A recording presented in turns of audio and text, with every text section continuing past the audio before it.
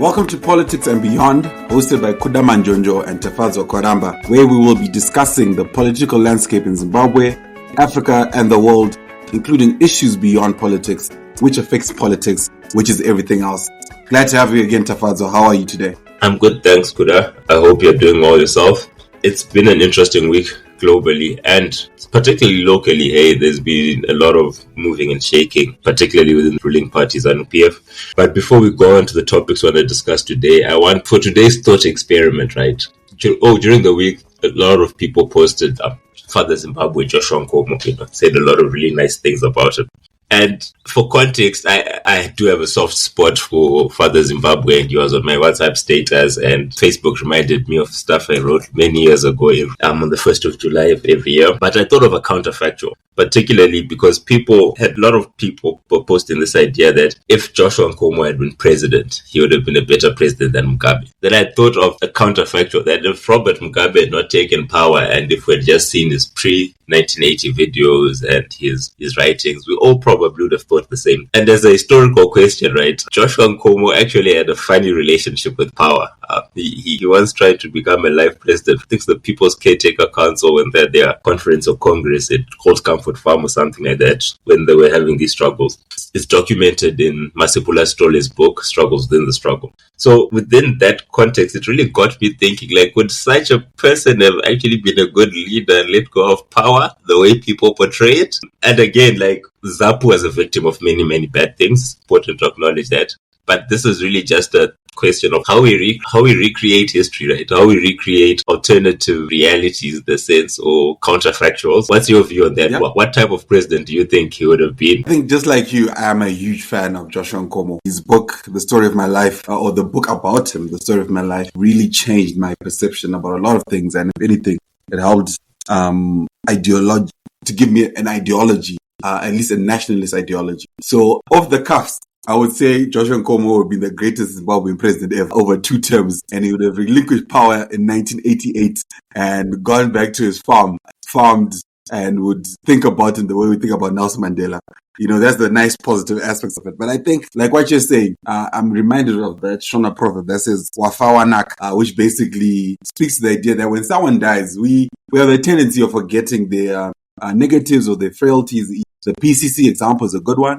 But also, at the end of the day, Joshua Nkomo was from the minority ethnicity in the country. So I asked myself, and I do think on one level, because if, for example, he had taken more of a national symbol as the president, rather than being Shona president, he would have been a Ndebele president, but a Ndebele national president. I think because of his minority space and the lack of power control you'd have over the general mass of the population, there's an inkling to me that believes that he would have let go of power, not because he wanted to, but because of the general base of what our society was.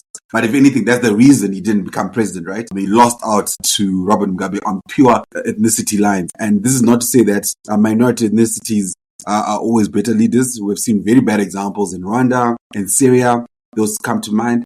But I have an inkling, and as a point of conclusion on this, I think about how Joshua Nkomo set up Econet in 1999 when he had 10 days of power. I think he gave Strive Masiwa the license when Mugabe was not in the country, or that's how the story goes. And henceforth, why it's called the Joshua Nkomo Scholarship for the CSR projects of Econet. So an inkling of me just tries to hope that I think he would have been a firmer, more rounded leader, but history, a lot of other things influence the types of democratic structures you have beyond just the person. So that's where my mind is about this. That's quite interesting. 10 days of power. I wish someone would write a book with that title that just discusses what happened behind the scenes for that Econet license. That would be such a brilliant title. It reminds me of the book 8 Days in September by Frank Chikane. The 8 days when Becky lost power and was kicked out by the ANC. But anyway, moving on. So there's been a fallout between Elon Musk and Donald Trump. And it is over Donald Trump's big, beautiful bill. It looks like the big, beautiful bill is the straw that finally broke the camel's back. So the big, beautiful bill is really adjustments. It's a fiscal adjustment to government spending and government taxes and the priorities that the American government has. And it's projected that US public debt over the next 10 years is going to increase by 2.4 trillion USD. And really, one of the things that Musk has been against is excessive government spending and the impact of US government debt. And we saw it when he came into the government, right? The Department of Government Efficiency. The purpose was to cut government spending, and it was to reduce what they call fraud, waste, and abuse. And there are different measures. George claims to have saved the USA taxpayer 190 US billion USD, but different independent sources range from 30 billion USD of savings, between 2 billion USD of savings to 30 billion USD of savings, depending with how those savings are measured. But the fallout between Trump and Musk, I think, was long in coming. And one of the things I found strange, to be honest, was how did Musk think it was going to end, right? Particularly for me in relation to Tesla, just how Tesla sales started falling, because it forced to reason that Trump was always part of the drill baby drill movement, and climate change and Tesla are associated with left-leaning ideas, right? The Democrats and that sort of thing.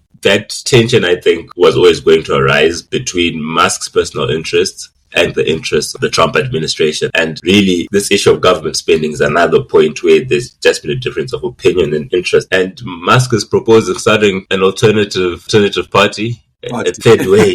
Zimbabweans know a lot about a third way that just never works. But yeah, Kuda. So what? Yeah. In terms, you can jump in. I think because it's a multi-layered observation that you've made there, and I'll try take out one or two leaves and then we can carry on the conversation from that.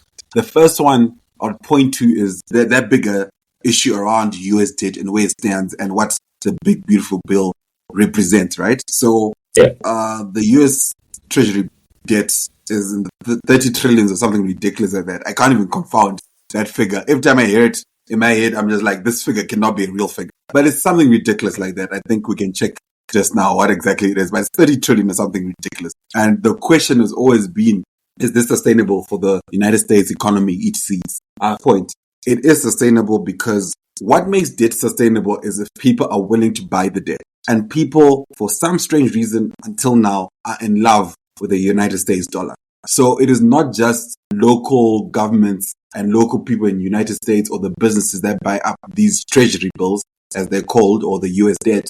We're talking about China buys up, Europe buys up, because they see the United States dollar as a form of investment that makes sense for them. As you know, the United States economy is like 25% of the global economy. So there's this reasoning that this is the biggest economy, they're always going to be able to pay back. And that's the issue, right? Can the USA pay back there? They can't do that. So that's the first level of this. However, the next level is, why is the debt that high, right? Besides the ridiculous military spending, which is nearly 900 billion and above every year. What you also have, and this harks back to what Trump did in his first term, United States taxes on corporates and high wealth individuals is comparatively very low. And because of that, you have a situation where people in their pockets have a lot of money, but the government, technically speaking, does not have as much money as a lot of people think should have. And that's why there's been this big drive for the wealth tax, a tax on the wealthy. The USA did that. There'll be tangible reasons to believe that that debt will go down, because essentially the debt is not because the United States government is spending too much money necessarily. It's just because they're not taking in as much as they could because of the nature of this we're going to cut the tax for the rich policy of Trump. So that's where, and this will be my final point leading to what you mentioned about Musk. This is where Musk and Trump agree that you should not tax the rich, essentially make billionaires become billionaires, all the likes. They are best friends when it comes to this, right? However, what I think is now happening between Musk and Trump, at least from a fiscal point, and Musk's issue around the size of the US debt. It is ridiculous for someone like Musk to say that when he's not willing to pay tax to ensure that the government can adequately pay for the services they need to render. One of the things that the big, beautiful bill is cutting is medical aid or national health insurance in more African terms. And that in itself is ridiculous. This is one of the key services that a government is supposed to do. But this big, beautiful bill is cutting that, right? And then Musk goes around to say that, oh yeah, the spending is too much, we need to cut it. But he's not willing to pay tax. So it shows you this ideological rift in Musk's own brain that I think we need to really speak to here, that a lot of the elites complain about the very things that they make them rich. And last point, did Musk not get some subsidies to set up Tesla from the very same United States government? It's this very confusing situation if not confusing, very contradictory, hypocritical situation that I think we find ourselves. And we seek logic in that. And I think that's wrong. So I'm going to play the devil's advocate here, Kuda, and say there are two ways of restraining, of cutting government debt, right? Or reducing government deficit. It's either you increase revenue or you decrease spending, right? And it looks like for Musk, it is the spending that has to be reduced, at least from his view, right?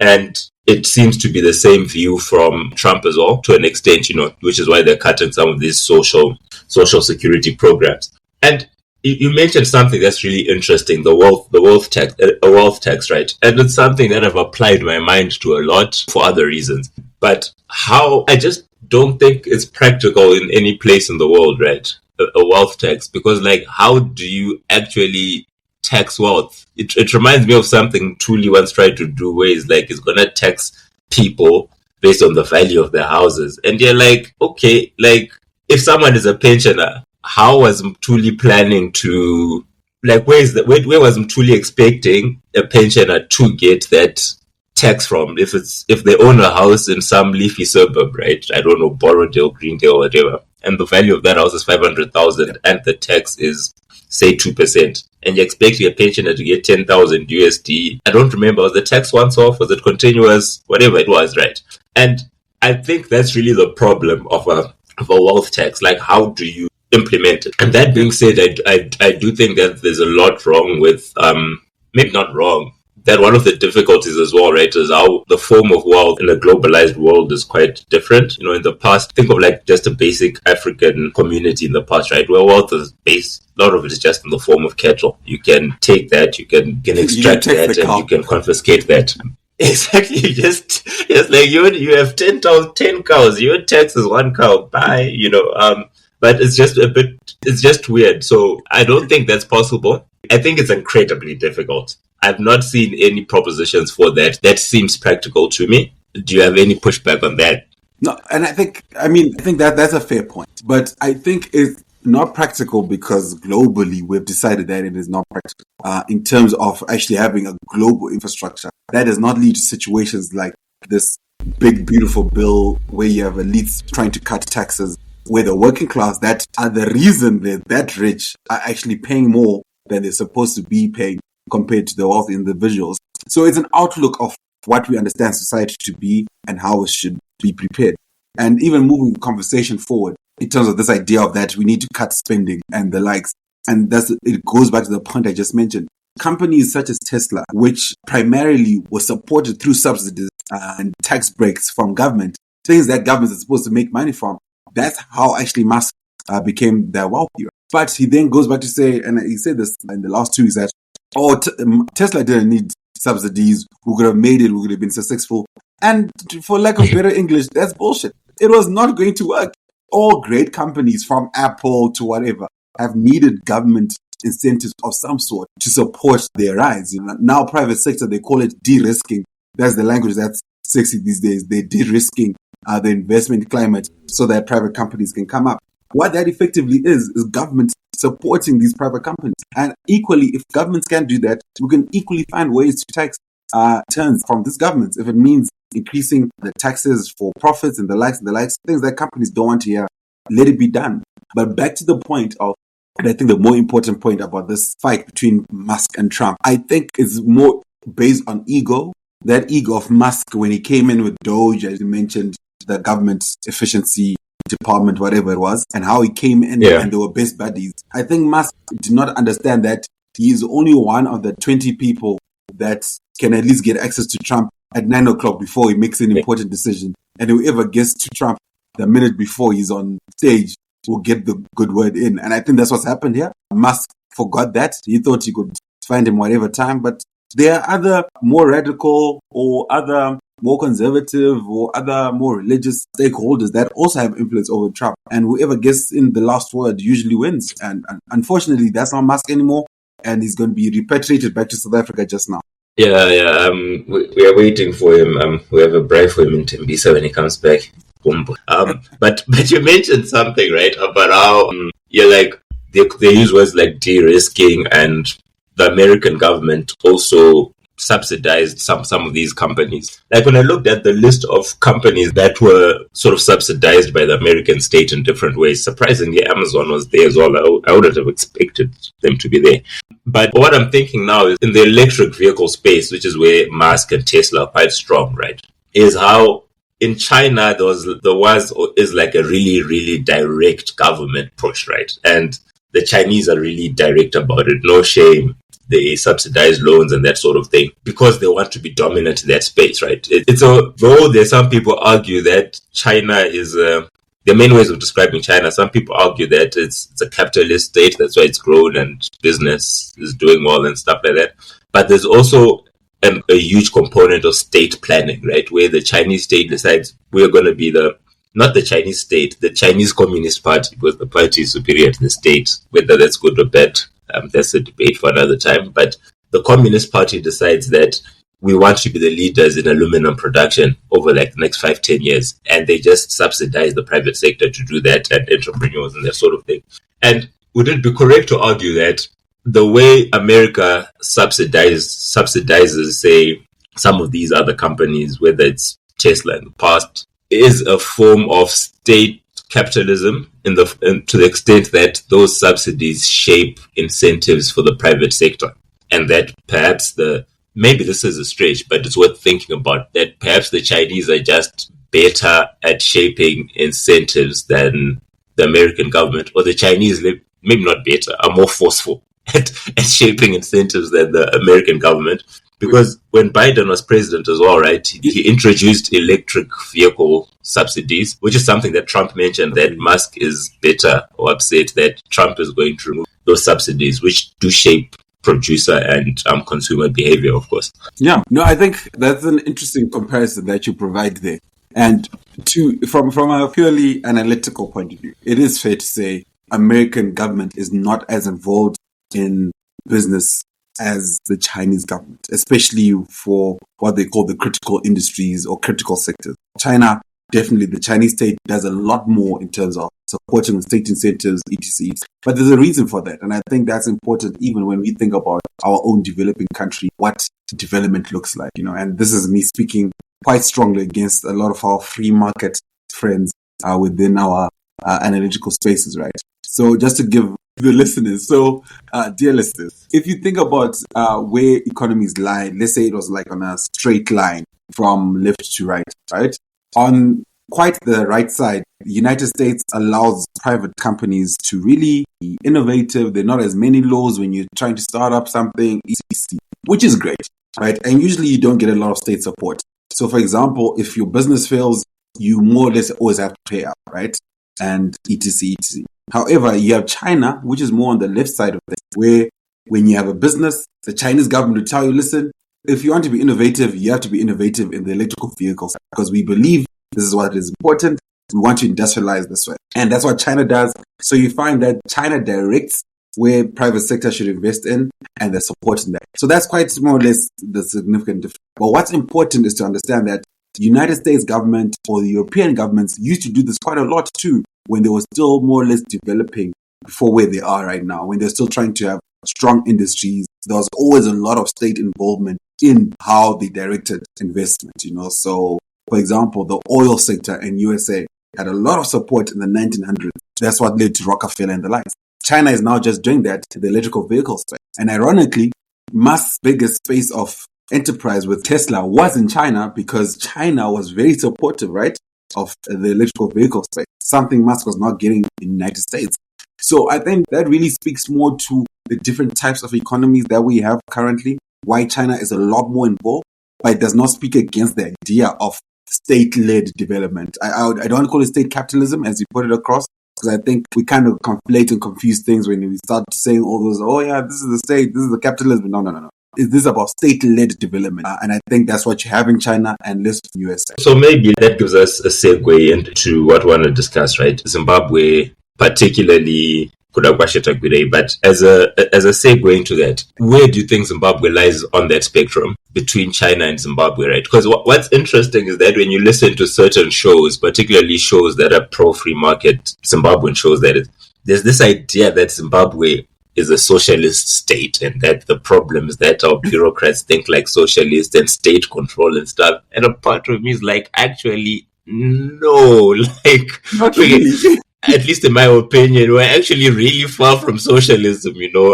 and I think as well that the more informal an economy is, the further it is from socialism, because by definition, an informal economy, it's really decentralized and market driven. Would you have any view on that? Yeah, I think you're spot on, Tafadzwa. I mean, we've had this conversation over beers, right? And yeah, I think that's where we fail to understand what our government is like. But we have to put our government in context, the Zimbabwean economy in context, where during colonialism, during the regime, there was strong state support. It was insane for the white economy, not the black economy, the white economy. So things like not our economy, their economy. Not our economy, but things like Agribank, which is AFC, that was the bank for the farmers, right? What was it? Tobacco Manufacturing Board, that was for the tobacco farmers. I'm trying to think of another example. I think people Cold Storage Commission for the CSC, Cold Storage Commission. The state constantly supported the white elite in their business ventures, right? So from that point of view, you can speak to the idea that there's a lot of state intervention or state-led development. And that's why, wrongly speaking, when people are like, oh yeah, things were so nice in Rhodesia in the 1970s, there's always this idea that white people did a lot better in terms of our economy. But that was basically because it was a racist system based on ensuring that white people were taken care of and Britain and USA were willing to support. That's what happened, right? So we were quite Chinese, if I can put it that way, right? To answer your question, we're Chinese in terms of state-led development under the Rhodesian government. And then came independence, and we were still quite socialist, of course.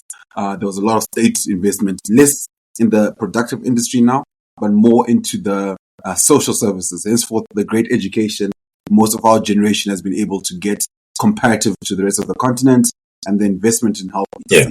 But what is interesting, and I think this is important, and this segues into the Tagwireyi situation, we got to a point where the state was not leading well, first of all, or not investing enough to keep up with the demands of the society. And in the 90s, of course, that's when we started to liberalize the economy.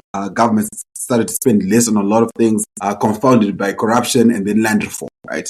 But what you now have, and I think this is the point around Mr. Tagwireyi, the economic and political elite in this country have managed to take us back all the way to the Rhodesia state-led development. But it's an elite system where the economic elite ensure, in this case Tagwireyi, that they get tenders from government and they share those tenders with government elites. And that way they're able to essentially drive these massive profits that we now see exemplified in buying of cars for everyone. But really, we are seeing that huge gap again increasing between those who have a lot of money in the country and with those who don't have. So I'd just like to say, I think we're captured. we're a captured country rather than it's state-led development. I'm very protective of that term. But when you talk of Chakuda, it's something that also came to my mind as you're speaking about the American system, right? Where you have, say, Musk who threw over 200 million to Trump's campaign and helped him get elected. When Trump was elected, behind him stood like a whole bunch of billionaires and stuff. And we are seeing policy that's leaning towards billionaires. And in China, you literally have the Chinese Communist Party that has captured the country, right? Like in China, it's not contested that the party comes before the state. In Zimbabwe, we've seen similar rhetoric at some ZANU-PF congresses and conferences, right? That it's the party first, then the state, which does make sense because a lot of ZANU-PF is modeled along the Chinese Communist Party. So, in a way, I think the idea of capture is not unique to Zimbabwe because, like, in America, it's like these billionaires have captured policy making. In China, you have the Politburo in China, it's not like not ours, but it's not like theirs in ZANU-PF with like 50 people, right? I think the Politburo in China is less than 10 people, right? Like you have these 10 people who are making decisions on behalf of like a billion people. 10, largely unelected people. But then you see how that capture is exercised differently, and how that then shapes economic outcomes, because I'm thinking of how, like, when we think of capture, I think one example that quickly comes to mind is command agriculture, right? Where Sakunda, a company owned by Kuda and Tagwireyi, which at that time is a fuel company, gets given a government project worth over $1 billion to provide agricultural inputs without going to tender. And then I think they were given $1 billion of treasury bills and about over 250 million USD in cash. Right. So this was about 2016. 20 February 2019, Statutory Instrument 133 comes out, which states that all government debt is going to be repaid in a local currency that was rebased. So basically all USD debt is converted to Zim dollar debt. And as of June 2019, the rate in the street was 1 RTGS, is $1 to 5.5 RTGS. But because of Statutory Instrument 133 of Feb 2019, that debt had to be repaid at a rate of 1-to-1. But instead, part of the treasury bills that government redeemed from Sakunda is repaid at a rate of 5.5, which was the rate in the street at that time, which basically means the central bank broke the law. And just as an aside, this idea of devaluing people's money has happened in Argentina more than twice, so Zimbabwe is not unique in that sense. But I think it shows how that capture is exercised in the context of Zimbabwe. And why doesn't the capture break stuff, right, in China or in America or in Egypt as well, right? Because that's another place where there's a lot of this capture and monopoly practices. Like, what's wrong with us? Why does it only break for us? Now, I think, and first of all, just for the listener to know, we will be presenting a series actually on Zimbabwe's inflation and hyperinflation history. I think it'll be a 4-part series on this, and hopefully you'll get some idea of where we've come around this from the early 2000s all the way to now. So hopefully you can listen into that, because as Tafadzwa just mentioned there, this is a big part of Zimbabwe's history, right? Where inflation has been this example of the system breaking when we speak about elite capturing. And Tafadzwa, on this point, I think there are two ways of looking at this. There's the first way of looking at this, where I lean generally to so that I sleep better at night. And that's all these systems are broken. But the idea here is how we perceive that broken. What I mean by that, in China, you have a huge rural population that until now are poorer than Zimbabwe. You know, when people say, oh, China is rich, I always go like, yeah, I hear what you mean, but there are like 600 million people who are actually in abject poverty, right? Until now, just like your person in the rural areas right now. There's that side of the Chinese story. And those people have basically suffered to ensure that the country or the rest of the country rises up to what it is. There's that, right? In Egypt, where the capture of the military happens, especially after the Arab Spring, people died for the military economic elite to have this agreement. So conceptually or ideologically, all these systems are broken. The question is, who are the winners in the right? So I guess that question now is, how do we ensure that there are more winners than? And I think in Zimbabwe's situation, the inflation tool is consistently used as the lever to essentially transport loads of cash from those who do not have to those who just want a lot more. So depending on which side of the accounting sheet, I think that's what it's called in finance, right? Which side of the balance sheet, I think that's the balance sheet you are. Exactly. The central bank decides that, okay, guys, it's time to inflate the currency. And that's what's happening from my own perception about this. But I really want us to focus on that issue around the tenders that you mentioned. And we'll just put in a short speech from Kuda and Tafadzwa where you're speaking about the tender process and the need for you, if you're a serious person in Zimbabwe, to be part of this tender process. So we'll be doing this now. If you are not a tenderpreneur, you are foolish. If you are not a tenderpreneur, you are foolish. There is the biggest buyer or seller in this country is government. So if you do not want to get a tender from the biggest supplier, the biggest buyer, where are you going to get your business from? So anyone who tells you that you must not get tenders is foolish. You must actually strive to get a tender from government. Those who are saying these ones are tenderpreneurs are jealous because they don't get the tenders. Because if you have the tender, you will not say you are a tenderpreneur. In fact, I would rather be called a tenderpreneur. Let me tell you this. Do you know a gentleman by the name Elon Musk? Who knows Elon Musk? Elon Musk, someone? Elon Musk, the richest man in the world, is a tenderpreneur. So, as you heard, Tafadzwa, according to Mr. Tagwireyi, you are a fool if you are not looking out and hunting for tenders, because essentially the government is the biggest market, right? What's your thinking about that idea? I think let's think about it this way, right? If we break it down to first principles, quote unquote, that an economy, right, as the GDP of an economy has different components, right? Consumption, government spending, investment, and net exports.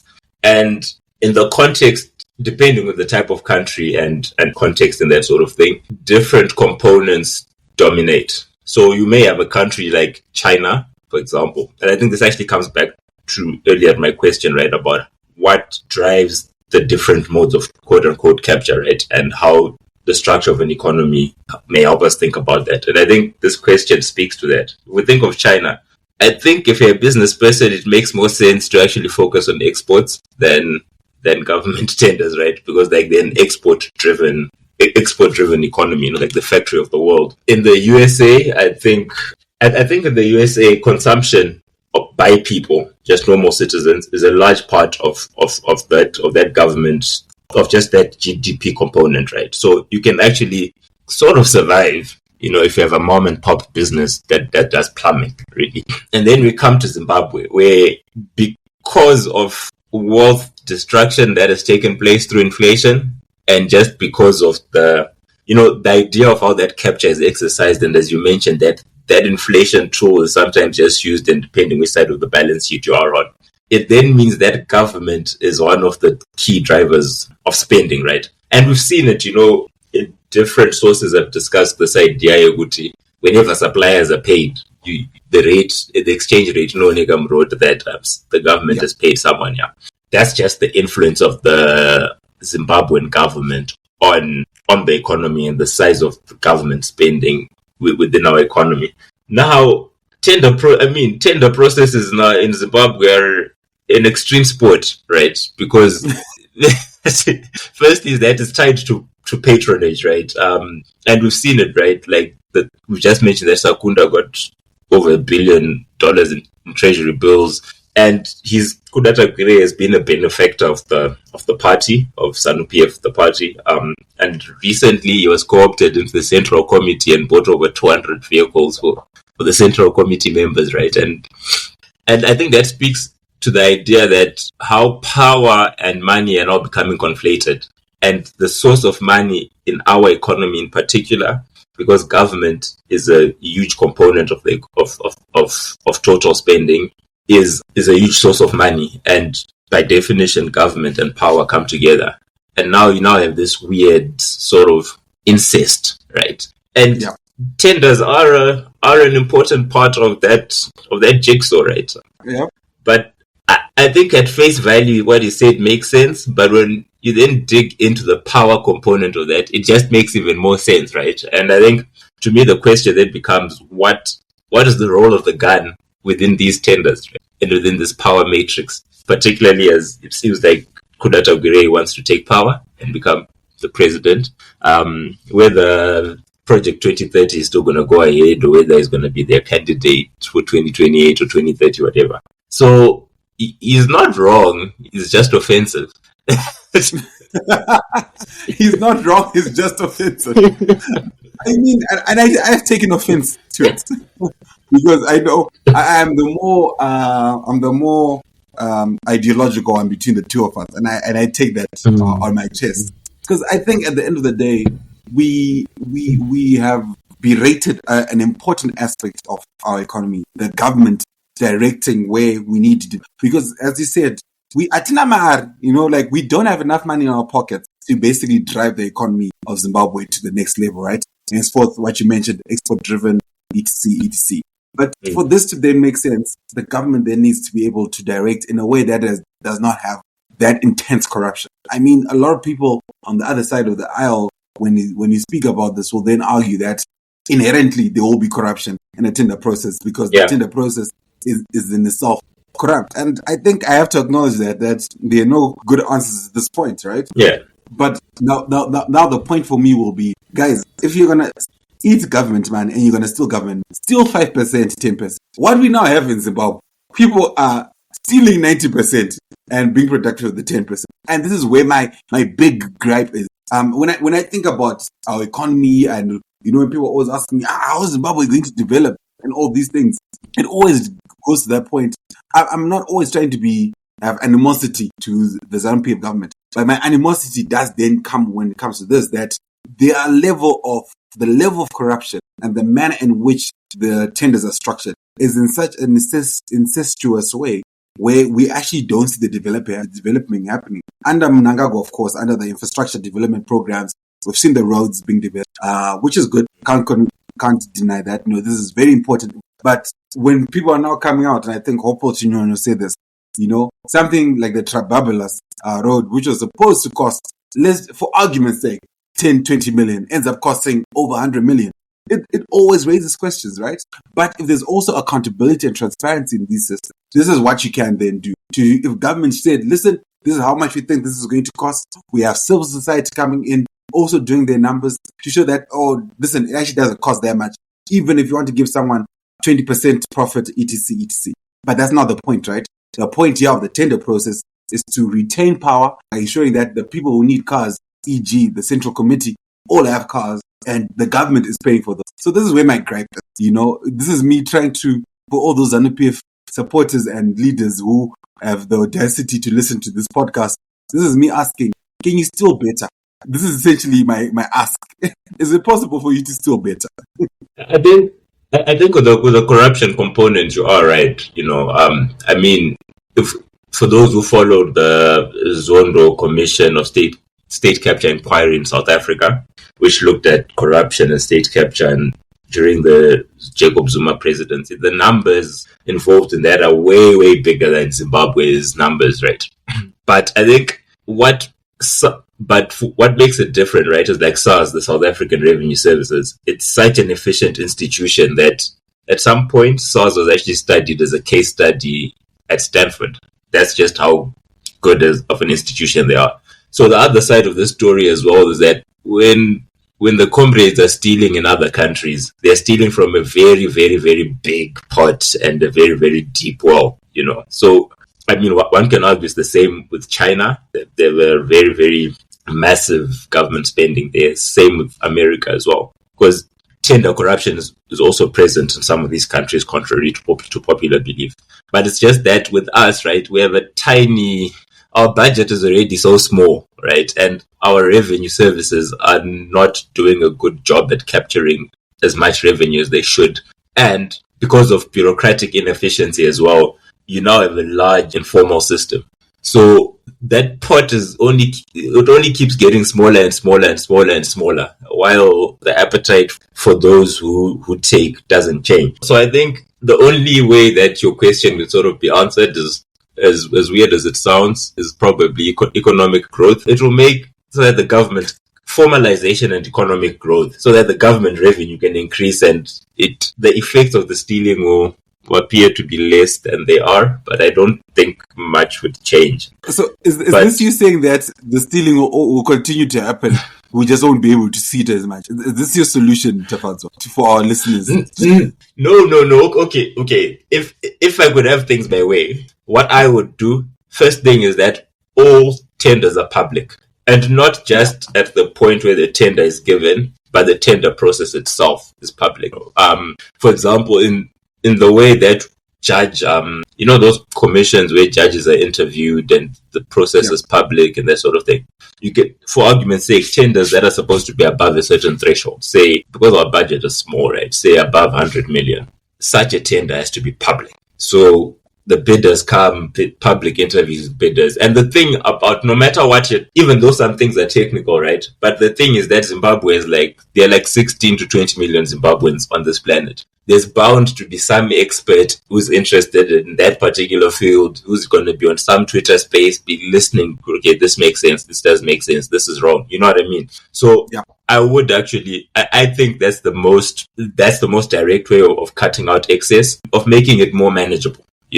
because you'd be surprised, right? We'd see some of these comrades who are given tenders for solar power plants in the southern part of the country, that I wouldn't be surprised if some of these guys, if you ask them what does PV mean, doesn't even know it means photovoltaic, like it's just like the only thing is the different shoe brands. I think that's the most direct way of doing it. But the question then becomes: does the political economy allow that? And it's highly unlikely that it allows that, for reasons that you mentioned, right? That this money is taken, it buys people cars. But that's the other thing, man. Our obsession with cars, it's something I've never been able to understand. I mean, I like a car too, but our obsession with cars and big cars, especially with roads with potholes, it confounds belief. But I think as a conversation of conclusion, and we have had this conversation. Do you think this move towards this more money-centric form of controlling power means that the control of the military over our government infrastructures, which has been there since the 1960s, from Rhodesian times into us winning the Liberation War, into military involvement in our elections, etc. Are we seeing that shift now away from that into more of the person with the biggest bag of cash is going to control power, as you mentioned, Tagwireyi's involvement now in the Central Committee? So a question, I think the only person who can really answer, the only Zimbabwean who can really answer that question, as far as I can tell, besides those who are involved in the shenanigans themselves, Professor or Dr. Miles Tendi. But anyway, my opinion is that it's, you can't tense with a gun, right? Like, you just can't. Like, if you're shot, you'll die, right? Even if you have $1 million. So I think if demilitarization of our politics, if our politics is to be demilitarized and to turn into what an oligarchic type of politics, I think it will have to be a gradual process, right? Where whether it's in ZEC and some of these institutions, which are the real centers of power, you then start taking out these military guys gradually, and then you're putting in these moneyed guys. But then again, right, it's like, because I'm thinking that, say you're trying to run an election, which you might not win, but you need to be announced as the winner. It makes sense to keep military guys or former military guys in there, right? Because, like, they're efficient by definition, right? Because I'm trying to think, even from this so-called moneyed class, right? Would you be able to, like, if you made Wickno chair of logistics committee as ZEC, like, would you win that election? Probably not. But I think the question then becomes, if these institutions are militarized as they are, how are these former military faces interacting with the money of the oligarchs? Right? Like, are they... With cars, Tafadzwa, we just spoke about this. They're getting cars. How are you forgetting about the cars? Yeah, I guess so. So, I mean, if they're willing to be bought, then the quote-unquote oligarchs will sort of colonize and cannibalize the institutions themselves. And I think at the end of the day, the most important institution in the power matrix, right? I mean, outside of the military, is ZANU-PF itself. Because that's where presidential power is derived. Yeah, I think that's my view on that. What's yours? Okay, I'm thinking about it, and this dovetails to our earlier conversation, right? Maybe my own thought experiment. I was thinking to myself, if Musk was American, would he have become vice president? That was what now I was asking myself. Musk Whoa, hold up. Musk is American, right? No, I mean if he was born in America. for clarity, sorry. For the listener, for you to become an American president, you have to be born. So I was now asking myself, because Musk was born, but if he was born in USA with the ability to become president, would he have become vice president under Trump's regime? Because I think that's basically what we're speaking to, right? Are we saying Tagwireyi is going to become vice president, then president? Are we saying people like Musk are essentially going to take over government when they can? And my inclination is we are entering, at least in Zimbabwe now, a heavy capitalist system. This is not to say the gun is not important, but I think the gun is now facing a body shield of money. And even that bullet is not penetrating because of the intensity of how much money is now within the political elite and the capturing of power. It is not the 5,000s or 2,000s that were the base about 20 years ago, 30 years ago, was speaking about multi-million deals, billionaire deals. And from that point of view, I do think there's a strong possibility that the more money there is, no matter how big your bullet is, as long as they're willing to buy them off with cars and nice houses, the one with the biggest bank account will trump the one with the biggest gun. That's where my inclination is, because I do think Musk, for example, would have become vice president in this iteration of Trump. And as we've seen with Tagwireyi, his influence in our politics is becoming a lot more profound. So on the Musk thing, I am inclined to disagree with you, actually, precisely because it comes back to the issue or the perspective I brought about the structure of the economy and the drivers of spending, right? That in America, it's easier to become a billionaire outside of the state than within the state. In Zimbabwe, it's the reverse because of what drives our spending, which is government spending, right? Unlike in America, where it's consumer spending. And in China, right, it probably makes more sense as well to run an export-driven business, because that's just what drives that particular economy. I think maybe that's why in America, there's a lot of lobbying rather than direct participation, because you want to stay in the private sector, but you want to shape policy. But I think that's all we have time for, Kuda. This was a really dynamic discussion and quite thought-provoking, which is the point of this podcast, right? Like, we just want to provoke people's thoughts rather than be prescriptive. Any parting shots from you?